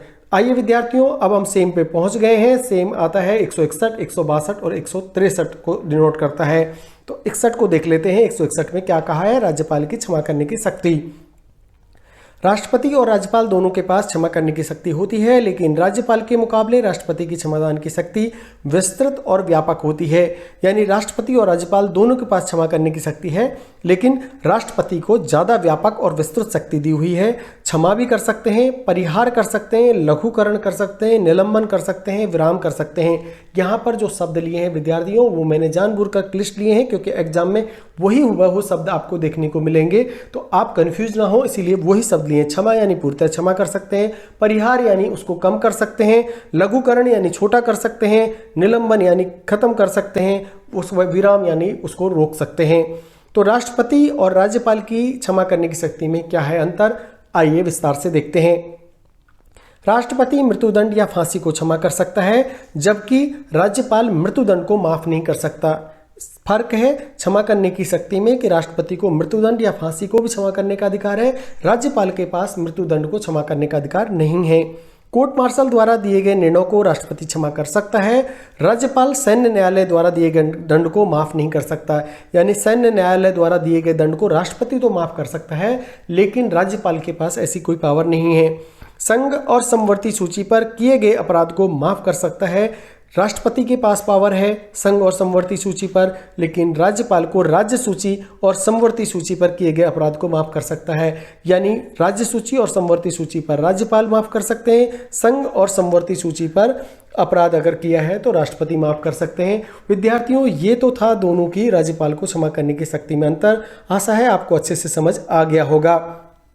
अब बात करते हैं विद्यार्थियों अनुच्छेद 162 की, जिसमें कहा गया है राज्यपाल के कार्यपालिक कर्तव्यों का विस्तार। यानी हमने सेम में देखा था S for sorry, E for extent, तो उसी की बात हम यहाँ कर रहे हैं राज्यपाल के कार्यपालिक कर्तव्यों का विस्तार की। राज्य के राज्यपाल की भूमिका देश के राष्ट्रपति के समान ही होती है, लेकिन राज्यपाल का कार्यपालिका क्षेत्र में उन विषयों पर ही होगा जिनके संबंध में उस राज्य के विधानमंडल को कानून बनाने की शक्ति प्राप्त है। यानी बात सीधी सी है, आप राज्य के राज्यपाल हैं तो राज्य के अंदर जो कानून बनाने की शक्ति है, आपके कर्तव्यों का विस्तार वहीं तक हो सकता है, देश से आपका लेना देना नहीं है। यही कारण है कि कर्तव्यों का विस्तार राज्य तक सीमित है। तो सिंपल सी बात है अनुच्छेद 162 के अंदर। अब बात कर लेते हैं इस सीमित सी बात को, राज्यपाल से संबंधित अन्य अनुच्छेद कौन कौन से आते हैं, यहीं पर उनको एक बार थोड़ा सा देख लेते हैं, क्योंकि बात कर्तव्यों की हो रही है और कर्तव्यों से रिलेटेड कुछ अनुच्छेद दिए हुए हैं संविधान के अंतर्गत, उनको भी मैंने यहाँ पर लिख दिया है जिससे कि आपको यहीं से वो क्लियर होते हुए चलें। अनुच्छेद 166, अनुच्छेद 167, अनुच्छेद 356 और अनुच्छेद 361, ये 4 अनुच्छेद एक्स्ट्रा हैं विद्यार्थियों, जो राज्यपाल से संबंधित हैं और कर्तव्यों से संबंधित हैं। यही कारण है कि मैंने उनको यहां पर लिखा है। अनुच्छेद 166 में क्या कहा गया है, आइए देखते हैं। बहुत इंपॉर्टेंट है अनुच्छेद 166, एग्जाम में हूबहू छपता है। किसी भी राज्य की समस्त कार्यपालिका कार्यवाही राज्यपाल के नाम से की जाती है। राज्यपाल ही मंत्रियों के में कार्य आवंटन हेतु नियम बनाता है। बहुत ज्यादा इंपॉर्टेंट है, यही कारण है ब्लैक से लिखा है विद्यार्थियों, राज्यपाल ही है जो मंत्रियों को कार्य आवंटन हेतु नियम बनाता है। बहुत सारे विद्यार्थी इसको मुख्यमंत्री करके आते हैं, लेकिन आज के बाद मेडल स्कॉलर का विद्यार्थी इसे गलत करके नहीं आएगा और डंके की चोट पर 1 नैनो सेकंड में प्रश्न को छमड़कर प्रश्नों का कर देगा धुआं धुआं। अनुच्छेद 167 में देखते हैं, राज्यपाल मुख्यमंत्री से सूचना मांग सकता है या मुख्यमंत्री यह कर्तव्य बनता है कि वह राज्यपाल को मांगे या बिना मांगे सूचना दे। यानी 66 में तो क्या कहा गया है कि वो कार्य आवंटन नियम बनाएगा राज्यपाल, लेकिन 167 में कहा है कि मुख्यमंत्री से सूचना मांग सकता है और मुख्यमंत्री का यह कर्तव्य है कि मांगे या बिना मांगे वो उसे सूचना दे। अनुच्छेद 356 में क्या है, राज्य में संवैधानिक संकट पैदा होने पर राज्यपाल के लिखित सलाह पर राष्ट्रपति या राज्य में राष्ट्रपति शासन की घोषणा की जाती है। लिखित सलाह पर, याद रखिए यहां पर एक वर्ड मैंने इंपॉर्टेंट दिया है, संवैधानिक संकट उत्पन्न हो और राज्यपाल की लिखित सलाह पर राष्ट्रपति द्वारा राज्य में राष्ट्रपति शासन लगाया जाता है। यानी वर्बल नहीं चलेगा, लिखित अगर राज्यपाल रिक्वेस्ट करेंगे राष्ट्रपति से कि संवैधानिक संकट उत्पन्न हो गया है, यहां पर राष्ट्रपति शासन होना चाहिए, तो वहां पर राष्ट्रपति शासन लगाया जाता है अनुच्छेद 356 के अंदर। विद्यार्थियों एक और अनुच्छेद है अनुच्छेद 361, उसमें कहा गया है कि राष्ट्रपति और राज्यपाल के विशेषाधिकार पद पर रहते हुए इन्हें गिरफ्तार नहीं किया जा सकता और न ही न्यायिक मुकदमा चलाया जा सकता है। बहुत ही इंपॉर्टेंट है, राष्ट्रपति और राज्यपाल को प्रोटेक्शन देता है अनुच्छेद 361। लेकिन एक इसमें लोच है कि 60 दिन की पूर्व सूचना देकर सिविल दीवानी कार्रवाई शुरू की जा सकती है, यानी बहुत ही गंभीर अपराध है तो सिविल दीवानी शुरू कर सकते हैं 60 दिन की पूर्व सूचना देकर के। तो ये भी आपको याद रखना है, अनुच्छेद 361 में एक्सेप्शनल है और जहां भी एक्सेप्शनल होता है प्रश्न बन ही जाता है। अब बात करते हैं विद्यार्थियों राज्यपाल की शक्तियों की। विद्यार्थियों यहां पर हमने अनुच्छेद 162 तक देख लिया है। अनुच्छेद 163 और 164 ये है मुख्यमंत्री से संबंधित, मंत्री परिषद और मुख्यमंत्री, जो कि अगला लेक्चर हम जब लेंगे उसमें अनुच्छेद 163 और 164 को पढ़ेंगे। तो 162 तक हमने देख लिया है, 163 और 164 को हम मुख्यमंत्री के साथ कंप्लीट करेंगे। अब हम देख लेते हैं राज्यपाल की शक्तियों को। राज्यपाल की शक्तियों को निम्न भागों में बांटा गया है। मैंने आपको बताया था राज्यपाल की शक्तियां विधायी शक्ति, कार्यपालक शक्ति, न्यायिक शक्ति, वित्तीय और स्वयं विवेक की शक्ति। तो विधायी शक्ति जो है विद्यार्थियों, उसके अंतर्गत राज्यपाल की विधायी शक्ति में नीति बनाने वाली सभी शक्तियां आती हैं। यानी विधायी शक्ति में कानून बनाने से लेकर शक्तियां होती हैं और विधायी शक्तियों में कुछ प्रमुख अनुच्छेद हैं वो आपको देख लेने चाहिए। 171, 174, 175, 176, 192, 200 और 213 ये वो अनुच्छेद हैं जो विधायी शक्ति से संबंधित हैं। अब कैसे इसको देखेंगे, इनमें सबसे इंपॉर्टेंट जो अनुच्छेद हैं वो यही है अनुच्छेद 171 जो कि विधान परिषद की संरचना से संबंधित है। अनुच्छेद 174 विधानसभा का सत्र बुलाना, समापन करना और विधानसभा भंग करने को लेकर है। अनुच्छेद 175 है वो राज्यपाल को संदेश भेजने का अधिकार देता है। अनुच्छेद 176 है वो राज्यपाल द्वारा विधानमंडल के दोनों सदनों के संयुक्त रूप में संबोधित करने को लेकर है। और अनुच्छेद 192 है राज्यपाल द्वारा विधायकों को अयोग्य घोषित करना। अनुच्छेद 200 बात करता है राज्य विधानमंडल के विधायकों पर अनुमति देना। और बात होती है 213 की, तो राज्यपाल द्वारा अध्यादेश जारी करने की शक्ति है। और इस तरह से आप इन अनुच्छेदों को देख सकते हैं, अनुच्छेद 161, 174, 175, 176, 192, 200 और 213। यानी विधानसभा को भंग तो किया जा सकता है लेकिन समाप्त नहीं किया जा सकता, ऐसा कहा गया है आपके विधानमंडल के अनुच्छेद के अंदर। और विधानमंडल जो होती है वो विधानसभा, विधान परिषद और राज्यपाल से मिलकर के बनती है। विधान परिषद को बनाया भी जा सकता है और समाप्त भी किया जा सकता है। यही कारण है कि मैंने आपको ट्रिक बताई थी कि कुंभाटी वाली ट्रिक आपको याद होगी। उस कुंभाटी में ऐसे स्टेट मैंने आपको बताए थे कि जहां पर द्विसदन विधानमंडल है। कुंभाटी में K फॉर कर्नाटक था, U for UP, M for MH, B for Bihar, A for AP और T फॉर तेलंगाना था। द्विसदन याद करना है तो कुंभाटी आपको याद होना ही चाहिए। यानी मेडल स्कॉलर पर हर वो ट्रिक आपके साथ साझा की जाएगी जो कि आपकी राह को आसान बनाता है। विद्यार्थियों, अब हम इन अनुच्छेदों को विस्तार से पढ़ेंगे, एक एक अनुच्छेद को देखेंगे। अनुच्छेद 171, 174, 175, 176, 192, 200 और 213 अनुच्छेद को देखते हुए साथ में हम देखेंगे राज्य के अध्यादेश जारी करने की शक्तियों के बाद में राज्यपाल से जुड़े हुए कुछ महत्वपूर्ण बिंदुओं को देखेंगे और राज्यपाल को आज हम समाप्त कर देंगे पूरी तरह से। यानी एक लेक्चर के बाद राज्यपाल से कोई भी प्रश्न आपका बचना नहीं है। अब केवल इन अनुच्छेदों को देखते हुए, कुछ महत्वपूर्ण तथ्यों को देखते हुए खत्म कर देंगे राज्यपाल के टॉपिक को। तो चलिए विद्यार्थियों, शुरू करते हैं अनुच्छेद 171 को। विद्यार्थियों, अनुच्छेद 171 में विधान परिषद की संरचना के बारे में कहा गया है कि अधिकतम सीटें कुल विधानसभा सीटों की 1/3 हो सकती हैं। यानी विधान परिषद अगर आपको बनाना है किसी भी राज्य में तो विधानसभा की जितनी सीटें होंगी उसका 1/3 ही विधान परिषद बनाया जा सकता है। अगर एग्जाम्पल लें हम राजस्थान का, तो राजस्थान में 200 विधानसभा सीटें हैं, तो यहाँ 1/3 यानी 66 विधान परिषद की सीटें बन सकती हैं। कम से कम बात करें कि किसी भी विधान परिषद में कम से कम कितनी सीटें हो सकती हैं, तो कम से कम 40 सीटें हो सकती हैं और मैक्सिमम 1/3 यानी 66 सीट हो सकती हैं। इसमें कौन कौन से किसका प्रतिनिधित्व कितना होता है, आइए देखते हैं। 1/12 सदस्य जो आते हैं वो अध्यापकों से आते हैं, 1/12 विद्यार्थी से आते हैं, 1/3 MLA से आते हैं, 1/3 स्थानीय प्रतिनिधि होते हैं और 1/6 सीटें राज्यपाल द्वारा मनोनीत होती हैं। यानी जो सदस्य आते हैं विधान परिषद के अंतर्गत उनमें 1/12 अध्यापक, 1/12 विद्यार्थी, 1/3 MLA, 1/3 स्थानीय प्रतिनिधि और 1/6 सीट होती हैं राज्यपाल द्वारा मनोनीत।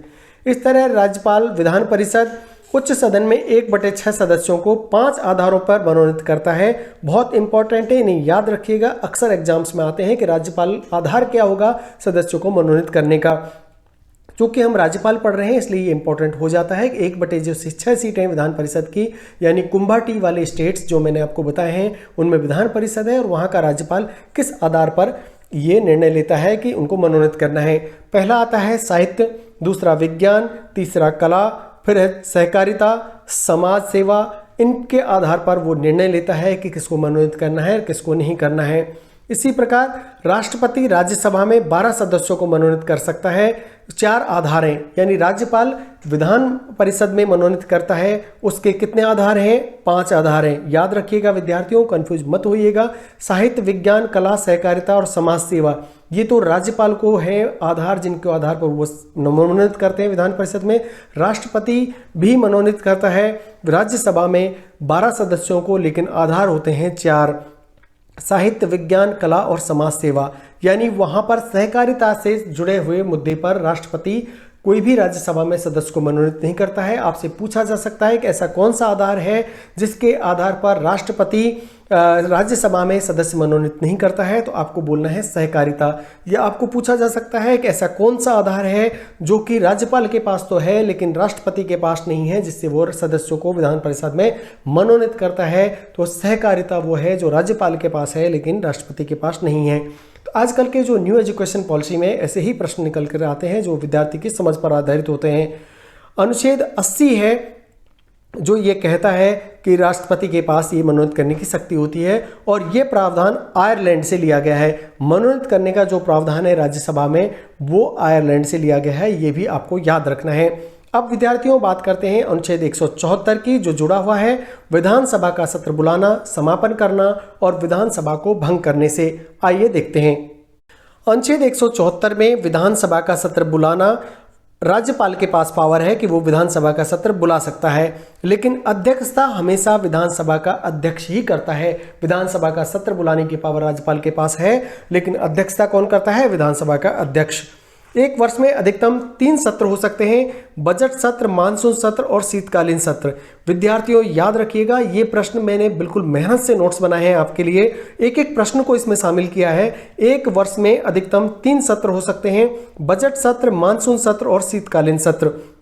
2 सत्रों के बीच अधिकतम 6 माह का समय हो सकता है, अर्थात एक वर्ष में 2 सत्र बहुत ज़्यादा अनिवार्य हैं, यानी 6 महीने से ज़्यादा समय नहीं हो सकता। यही कारण है कि 2 सत्र तो होते ही होते हैं किसी भी विधानसभा में।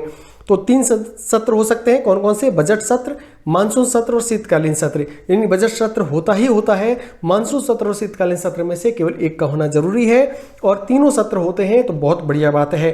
विधानसभा का सत्र समाप्त कर सकता है राज्यपाल, विधानसभा का सत्र स्थगित कर सकता है विधानसभा का अध्यक्ष। अगर बात आ जाए स्थगित करने से तो विधानसभा का अध्यक्ष करता है, लेकिन सत्र को समाप्ति की पावर किसके पास है? वो राज्यपाल के पास है। इसी तरह विधानसभा अध्यक्ष सदन की कार्रवाई को 1 मिनट, 1 घंटे, 1 दिन या अनिश्चित काल के लिए स्थगित कर सकता है।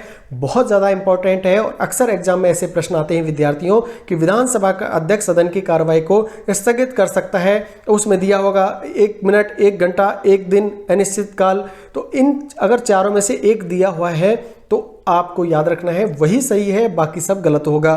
तो आप याद रखिए, 1 मिनट के लिए स्थगित हो सकता है, 1 घंटे के लिए हो सकता है, फिर 1 दिन के लिए हो सकता है और फिर अनिश्चित काल के लिए। तथा जब विधानसभा की कार्रवाई अनिश्चित काल के लिए स्थगित की जाती है तो इसे साइन डाई कहा जाता है। बहुत ज़्यादा इंपॉर्टेंट है, बहुत ज़्यादा इंपॉर्टेंट है विद्यार्थियों, याद रखिएगा। साइन डाई अक्सर एग्जाम में प्रश्न पूछा जाता है कि साइन डाई क्या होता है? जब विधानसभा की कार्रवाई को अनिश्चित काल के लिए स्थगित कर दिया जाता है, यानी अनिश्चित काल के लिए स्थगित करना ही साइन डाई कहलाता है। मैंने रेड पेन से लिखा है इसलिए कि आप इसे जरूर याद करेंगे और एग्जाम में बिल्कुल मेडल स्कॉलर का नाम ऊंचा करके आएंगे। राज्यपाल राज्य मंत्रिपरिषद की सलाह पर विधानसभा को भंग कर सकता है, यानी भंग करने की पावर है राज्यपाल के पास, लेकिन मंत्रिपरिषद, राज्य मंत्रिपरिषद जो मुख्यमंत्री है उनकी सलाह पर ऐसा कर सकता है। अब बात करते हैं विद्यार्थियों अनुच्छेद 175 की, जिसमें कहा गया है राज्यपाल का संदेश भेजने का अधिकार, यानी राज्यपाल के पास ऐसा कौन सा अधिकार है जो कि संदेश भेजने के अधिकार को डिनोट करता है। विद्यार्थियों याद रखिएगा, अनुच्छेद 175 में जो कहा गया है राज्यपाल का संदेश भेजने का अधिकार, वो अधिकार है, शक्ति नहीं है। फिर से मैं रिपीट कर रहा हूं, वो अधिकार है, शक्ति नहीं है। राज्यपाल विधानमंडल के किसी भी सदस्य में या दोनों सदनों में विधेयक के संबंध में अपना संदेश भेज सकता है। किसके संबंध में? विधेयक के संबंध में संदेश भेज सकता है, यह उनका अधिकार है, शक्ति नहीं है। अनुच्छेद 176 के अंदर तो ऐसा राज्यपाल विधानमंडल के दोनों सदनों में संयुक्त सदन को संबोधित कर सकता है। अनुच्छेद 176 में कहा है ऐसा राज्यपाल 2 स्थितियों में कर सकता है। प्रत्येक आम चुनाव के बाद होने वाली प्रथम बैठक के समय दोनों सदनों को संयुक्त रूप से, जहां पर विधान परिषद है और विधानसभा है, दोनों को संयुक्त रूप से संबोधित करता है। और जहां पर एक सदन है वहां तो एक सदन को ही संबोधित करेगा। और बजट सत्र के प्रारंभ में भी दोनों सदनों को एक साथ संबोधित कर सकता है। तो जहां पर विधानसभा और विधान परिषद दोनों हैं तो याद रखिएगा, आम चुनाव के बाद होने वाली प्रथम बैठक और बजट सत्र के आरंभ में ही राज्यपाल दोनों सदनों को संबोधित कर सकता है। तो ये तो बात की हमने अनुच्छेद 176 की। अब बात करते हैं विद्यार्थियों अनुच्छेद 192 की, यानी 192 की, जिसमें कहा गया है राज्यपाल द्वारा विधायकों को अयोग्य घोषित करने के बारे में। आइए देखते हैं। राज्यपाल चुनाव में भ्रष्टाचार, गड़बड़ी करने वाले विधायकों यानी एमएलए को चुनाव आयोग से परामर्श कर अयोग्य घोषित कर सकता है। देखिए इंपॉर्टेंट है, मैंने 2-3 चीजें इसमें बोली हैं। राज्यपाल चुनाव में 2 चीजें, भ्रष्टाचार की हो या गड़बड़ी करने वाले एमएलए को चुनाव आयोग से परामर्श कर अयोग्य घोषित कर सकता है। एमएलए अयोग्य हो सकते हैं 2 केस में, या तो उन्होंने चुनाव में भ्रष्टाचार किया है तो राज्यपाल करेगा, चुनाव में भ्रष्टाचार की हो या गड़बड़ी की हो तो कौन हटाएगा? राज्यपाल। लेकिन अगर दल बदल कानून के तहत उन पर कार्रवाई हो रही है तो ये पावर विधानसभा अध्यक्ष के पास है।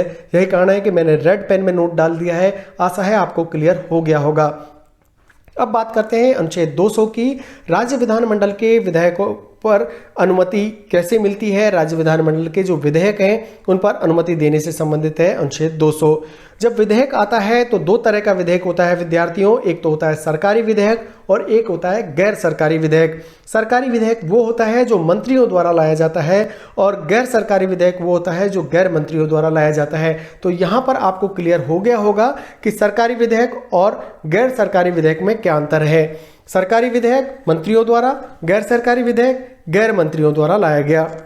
अब बात करते हैं विद्यार्थियों विधेयक की, यानी विधेयक जब आता है सबसे पहले विधानसभा में, फिर विधान परिषद में, जहां भी होती है वहां विधान परिषद में जाता है और उसके बाद जाता है राज्यपाल के पास। राज्यपाल क्या कर सकते हैं? विधेयक का मंजूरी देते हैं या सहमति देते हैं तो पारित हो जाएगा, पारित होगा तो कानून बनेगा। लेकिन अगर गैर सरकारी विधेयक है तो अनुमति देने से मना भी कर सकते हैं, यानी उसे आत्यांतिक वीटो के नाम से जाना जाता है। पुनर्विचार हेतु लौटा सकते हैं उसे निलंबनकारी वीटो, यानी जब पुनर्विचार हेतु लौटाते हैं तो निलंबनकारी वीटो होता है। अनुमति देने से मना कर दे राज्यपाल तो आत्यांतिक वीटो होता है, आत्यांतिक वीटो। और राष्ट्रपति हेतु आरक्षित रख सकता है, ये भी उनके पास पावर है। तो यहाँ पर अनुच्छेद 200 में राज्य विधानमंडल के विधेयकों पर राज्यपाल को क्या कार्रवाई करनी है उसके बारे में कहा गया है। रिकैप जल्दी से करते हैं। विधेयक दो तरह का होता है, सरकारी विधेयक, गैर सरकारी विधेयक। सरकारी विधेयक मंत्रियों द्वारा, गैर सरकारी विधेयक गैर मंत्रियों द्वारा। विधेयक जब आता है तो सबसे पहले विधानसभा में, फिर विधान परिषद में, और जहां भी लागू है वहां विधान परिषद में, नहीं तो सीधे विधानसभा से राज्यपाल के पास। राज्यपाल क्या कर सकते हैं? मंजूरी या सहमति देते हैं तो पारित हो जाएगा, कानून बन जाएगा। लेकिन गैर सरकारी विधेयकों पर अनुमति देने से मना कर सकते हैं, उसे बोलते हैं आत्यांतिक वीटो। और पुनर्विचार हेतु लौटा सकते हैं, निलंबनकारी वीटो। राष्ट्रपति हेतु आरक्षित रख सकते हैं। इसके अलावा राज्यपाल के पास दो प्रकार की वीटो होती है, आत्यांतिक वीटो और निलंबनकारी वीटो, जो हमने चर्चा की है। लेकिन राष्ट्रपति के पास तीन प्रकार की वीटो होती है। विद्यार्थियों, जहां भी एक्सेप्शनल है राष्ट्रपति और राज्यपाल में, वहां से प्रश्न बनता ही बनता है। तो यहां पर वीटो पावर की बात आ रही है। तो राज्यपाल के पास दो तरह की वीटो है, आत्यांतिक वीटो और निलंबनकारी वीटो।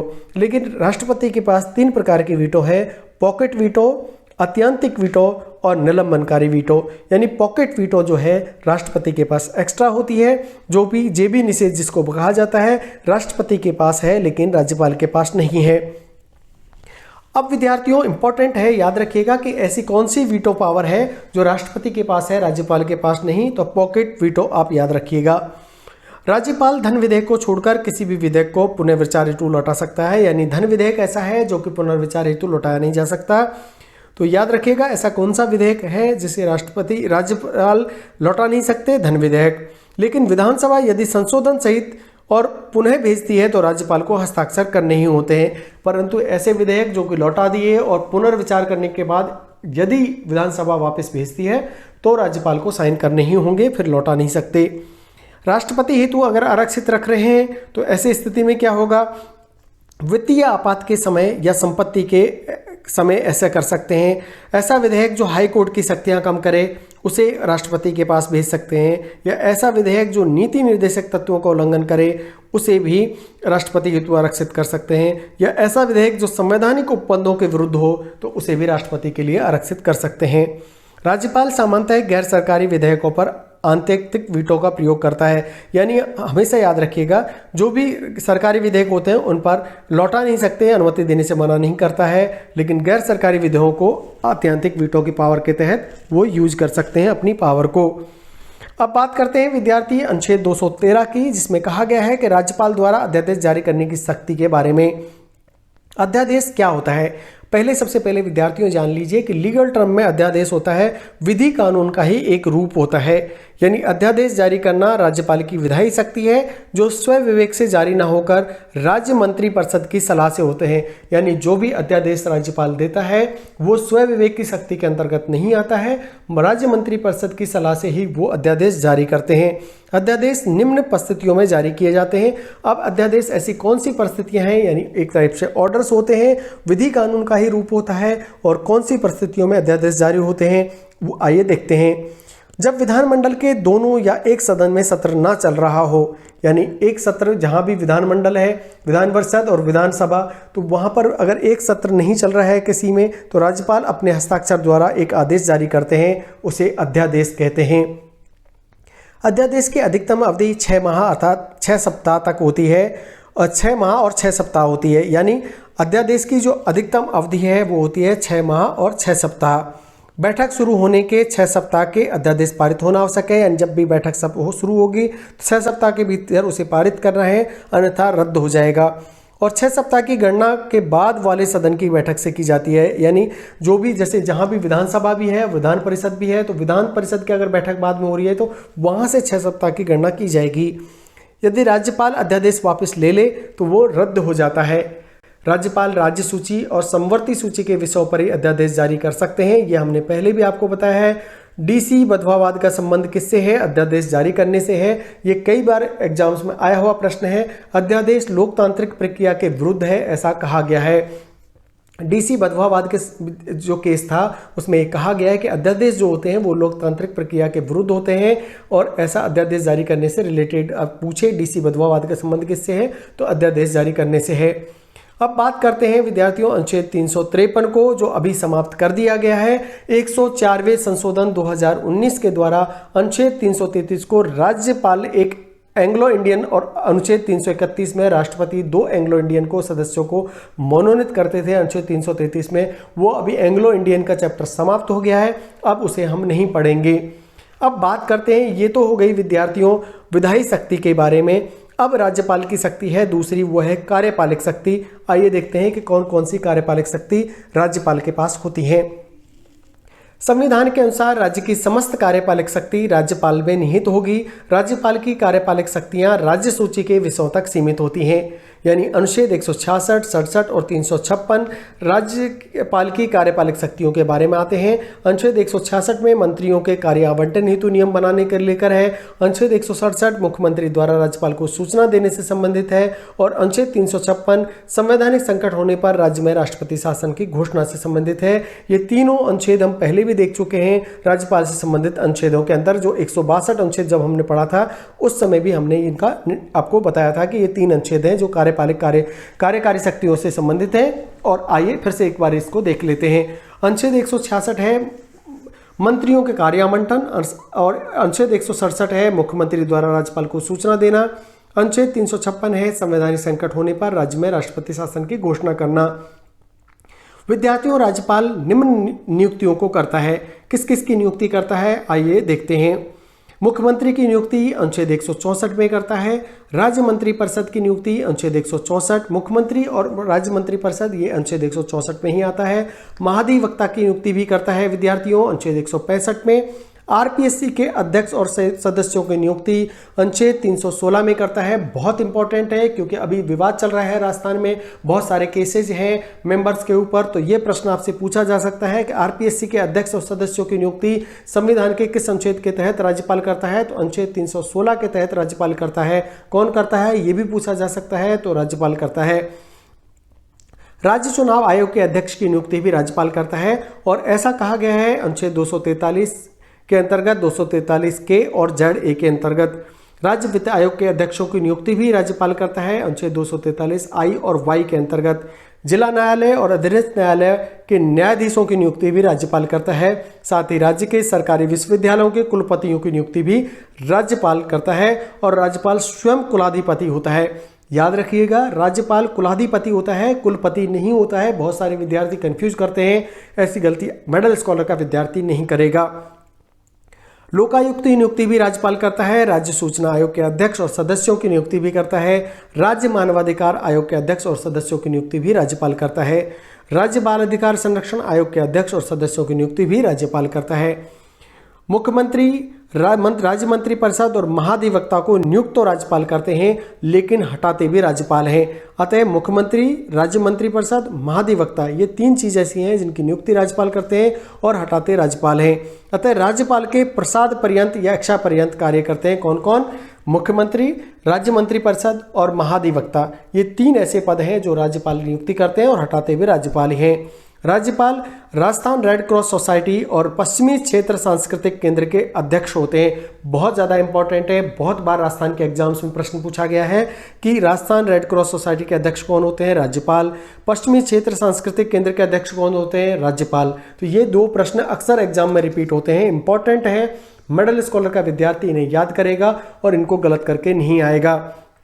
अब बात करते हैं विद्यार्थियों न्यायिक शक्तियों के बारे में कि राज्यपाल की कौन कौन सी न्यायिक शक्तियां होती हैं, और उसके बाद हम देखेंगे वित्तीय शक्तियों को और स्वविवेकीय शक्तियों को। बहुत ही छोटी छोटी शक्तियां हैं, इनमें ज़्यादा अनुच्छेद नहीं है। आइए देखते हैं। राज्यपाल की जो न्यायिक शक्तियां हैं विद्यार्थियों वो है, राज्यपाल की न्यायिक शक्तियों के संबंध में निम्न अनुच्छेद आते हैं। कौन कौन से? अनुच्छेद 217, 233, 234 और 161। यानी 161 जो है वो राज्यपाल की क्षमादान की शक्ति से संबंधित है। अनुच्छेद 217 है वो हाई कोर्ट के न्यायाधीशों की नियुक्ति राष्ट्रपति करते हैं कोलेजियम की सिफारिश पर और राज्यपाल के परामर्श से। ये कहा गया है कि राज्यपाल के परामर्श के आधार पर हाई कोर्ट के न्यायाधीशों की नियुक्ति कोलेजियम के आधार पर राष्ट्रपति तो करते हैं लेकिन राज्यपाल से परामर्श लेते हैं अनुच्छेद 217 में। अनुच्छेद 233 में जिला और सत्र न्यायालय के अधीनस्थ या न्यायाधीशों की नियुक्ति राज्यपाल करते हैं उच्च न्यायालय के न्यायाधीशों से परामर्श करके। यानी हाई कोर्ट के जो न्यायाधीश हैं उससे परामर्श लिया जाता है और उसके बाद जिला और सत्र न्यायालय के न्यायाधीशों की नियुक्ति की जाती है। अनुच्छेद 234 में राज्य न्यायिक अधिकारियों यानी आरजेएस की नियुक्ति राज्यपाल करता है।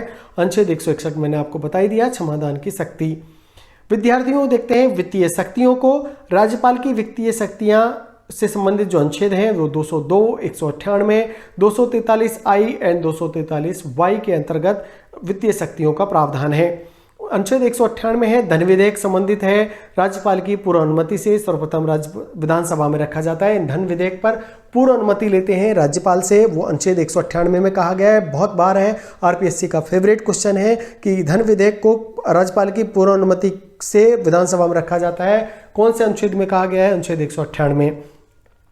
अनुच्छेद 202 के अंतर्गत राज्यपाल प्रत्येक वर्ष वित्त मंत्री के माध्यम से बजट यानी वार्षिक वित्तीय विवरण रखवाते हैं। बजट शब्द संविधान में नहीं है, वार्षिक वित्तीय विवरण कहा गया है, तो ये राज्यपाल प्रत्येक वर्ष वित्त मंत्री के माध्यम से करवाते हैं।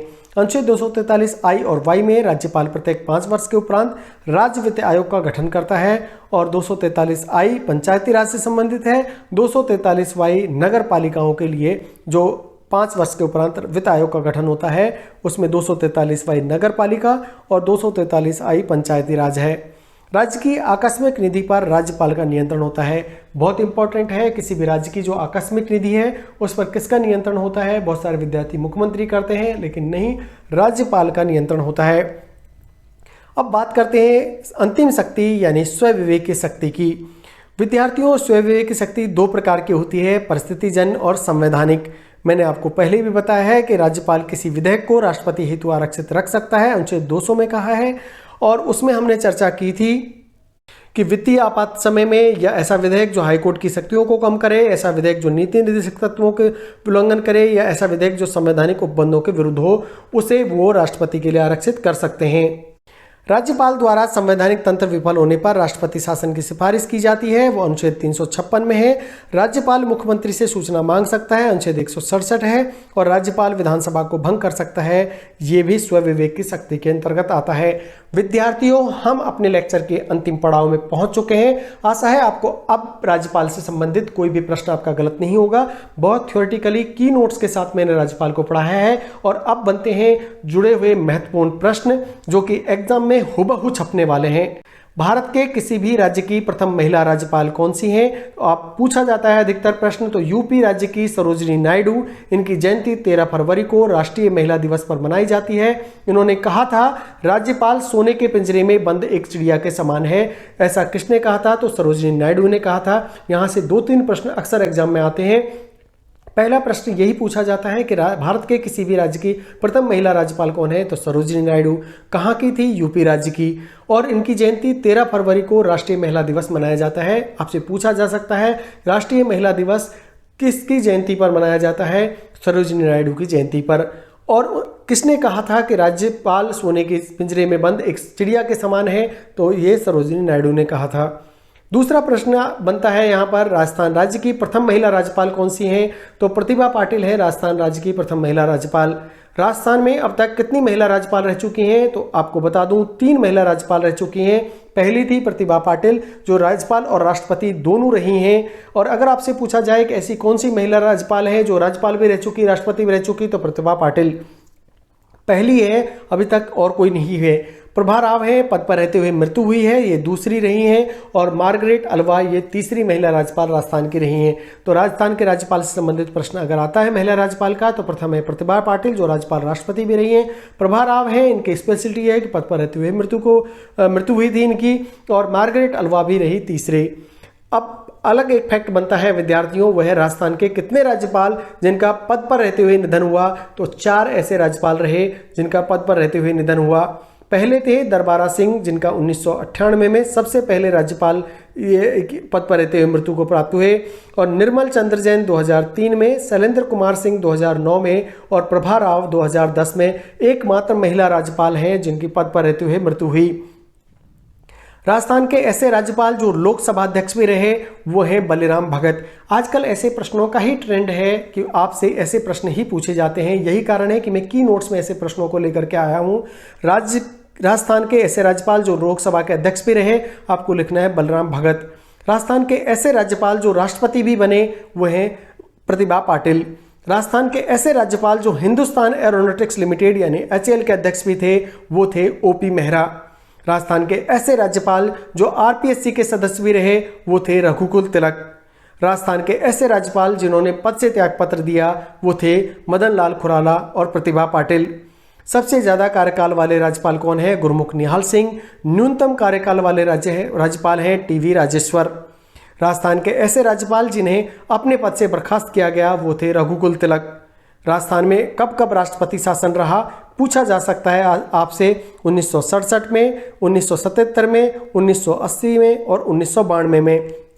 यानी 1967 में जब लगा तब राज्यपाल थे संपूर्णानंद, 1977 में जब लगा तो वेदपाल त्यागी, 1980 में जब लगा तो रघुकुल तिलक, 1992 में राष्ट्रपति शासन लगा तो M चन्ना रेड्डी राज्यपाल थे। इसी तरह पूछा जा सकता है CM का नाम आपसे कि 1967 में जब आपका राष्ट्रपति शासन लगा तो मुख्यमंत्री थे मोहनलाल सुखाड़िया, 1977 के राष्ट्रपति शासन में मुख्यमंत्री थे हरदेव जोशी और 1980 के राष्ट्रपति शासन में मुख्यमंत्री थे भैरू सिंह शेखावत, 1992 में भी थे भैरू सिंह शेखावत। विद्यार्थियों, इस तरह से आज हमने राज्यपाल को एक ही वीडियो में समाप्त किया है। मैं चाहता था इसके 2-3 वीडियो बना सकता था, लेकिन विद्यार्थियों होता यह है उससे आपका लिंक टूटता। जब आप एक टॉपिक को पढ़ रहे हैं तो उसे पूरी तरह अच्छे से समाप्त कर दें, पूरी तरह से एक दिन में एक ही लेक्चर में करें। 2-3 बार अगर आप इस वीडियो को सुन लेंगे, यकीन मानिए कि राज्यपाल से आपका एक भी प्रश्न इस वीडियो से बाहर जाने वाला नहीं है। मैंने राज्यपाल को राजस्थान की दृष्टि से जोड़ करके पढ़ाया है, और जो विद्यार्थी अलग स्टेट्स में हैं, अलग अलग कंपटीशन की तैयारी कर रहे हैं, उनके लिए भी उतना ही फायदेमंद है। और अगर राजस्थान के विद्यार्थी हैं तो सोने पे सुहागा वाली बात है। विद्यार्थियों, आज हमने राज्यपाल पढ़ लिया है। नेक्स्ट वीडियो हम मुख्यमंत्री और मंत्री परिषद को पढ़ेंगे, उसके बाद राजस्थान विधानसभा को देखेंगे, उसके बाद उच्च न्यायालय को देखेंगे। तो इस तरह से राज्य की राजनीतिक व्यवस्था को हम 4 वीडियो में खत्म कर देंगे। राज्यपाल का एक वीडियो मैंने खत्म किया है, मुख्यमंत्री और मंत्री परिषद को एक वीडियो में दूंगा, और राजस्थान की विधानसभा को एक वीडियो में दूंगा, उच्च न्यायालय को एक वीडियो में दूंगा, और चुटकी बजाते ही आपके सारे प्रश्नों का हल इन 4 वीडियो में मिल जाएगा। आशा करता हूं आज का वीडियो आपके लिए बहुत फायदेमंद रहेगा और हर कंपटीशन में आपको ये मदद करेगा। अब विद्यार्थियों, आपके लिए एक छोटा सा संदेश। विद्यार्थियों, YouTube पर गारंटी वाला एकमात्र चैनल है मेडल स्कॉलर। यहाँ पर फैक्ट और फाइंडिंग्स के आधार पर आपको तैयारी कराई जाती है। बात चाहे RPSC फर्स्ट ग्रेड की बात करें या सेकंड ग्रेड की बात करें, या बात करें हम अपने SSC ट्रांसलेटर की या UGC नेट की या IIT के नॉन एकेडमिक स्टाफ के रिक्रूटमेंट को लेकर। विद्यार्थियों, हम जो तैयारी कराते हैं बिना किसी शुल्क के कराते हैं। हमें हर एकमात्र चैनल है जो किसी प्रकार का कोर्स नहीं बेचता है। बस आप जुड़े रहिए, इसी तरह साथ बनाए रखिए, अच्छे अच्छे कंटेंट को पढ़िए, एग्जाम में मेडल स्कॉलर का नाम ऊंचा करके आइए। और आशा है आपने चैनल को सब्सक्राइब कर लिया होगा तथा उन सभी विद्यार्थियों से जोड़ने में मदद करिए जो किसी आर्थिक अभाव की वजह से महंगे कोचिंग संस्थानों में नहीं जा पाते। लेकिन मैं वादा करता हूं कि ऐसे स्टैंडर्ड के नोट्स आपको मैं प्रोवाइड कराऊंगा, ऐसे की नोट्स आपको दूंगा कि एग्जाम से पहले अगर एक बार आपने वीडियो देख लिया तो सारे प्रश्नों का कर देंगे आप धुआं। मेडल स्कॉलर का नाम ऊंचा करिए, अपने माँ बाप का नाम रोशन करिए, अपने गांव और शहर का नाम रोशन करिए, और इसी तरह पढ़ते रहिए, जुड़े रहिए। आज का वीडियो देखने के लिए बहुत बहुत धन्यवाद दोस्तों। मिलते हैं अगले वीडियो में जिसका विषय होगा मुख्यमंत्री और मंत्री परिषद। धन्यवाद दोस्तों।